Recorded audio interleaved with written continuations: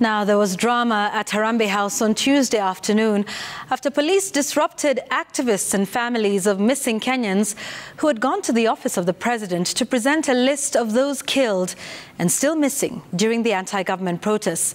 Journalists were not spared during the scuffle as officers in plainclothes and wearing masks roughed them up and destroyed their equipment. Despite the drama, activists and affected families were allowed into Harambee House and presented the list to the Principal Administrative Secretary, Arthur Osia.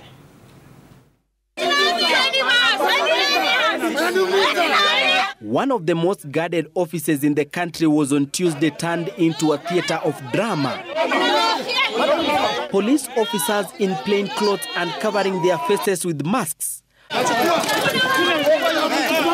pounced on activists who had arrived at Harambee House to present a list of 60 Kenyans killed during the protests and 14 Kenyans who are still missing 3 months later.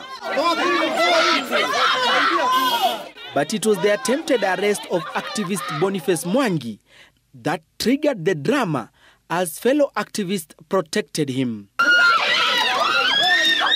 For over 5 minutes, police officers did all they could to get hold of the activist who lay on ground as his colleagues resisted what they termed as unlawful arrest.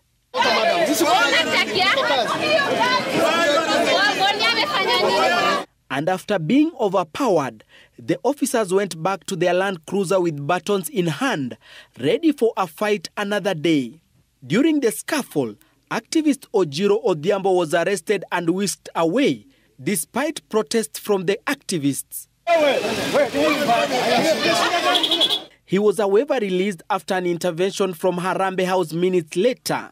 After the drama, activists and families were ushered into Harambee House, and we will complain, where they met with the Principal Administrative Secretary, Office of the President, Arthur Osia. The PAS received the list containing 60 names of Kenyans killed during the anti-government protests and 14 names of Kenyans who are still missing. Outside Harambee House, journalists who were roughed up during the scuffle were left nursing injuries and counting losses after their equipment were destroyed. One of the cops just came from behind me, yanked the camera from my hand and then kicked it when it was on the ground.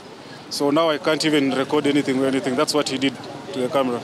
And from the meeting, the families whose loved ones were killed during the protests called on President William Ruto to act.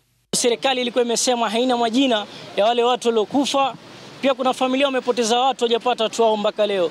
So tumekuja kupeana majina yetu tukitumainia kwamba serikali itaturudia. Na hata wale walioua pia watatiliwa maanani watiwe ndani. Mimi nahitaji tu justice ifanyike kwa brother yangu na si yangu peke yake. Hawa wote wamekuja kutafuta justice ya watoto wao waliopotea na wenye bado waliuliwa wapate justice. Hiyo tu ndio tunahitaji.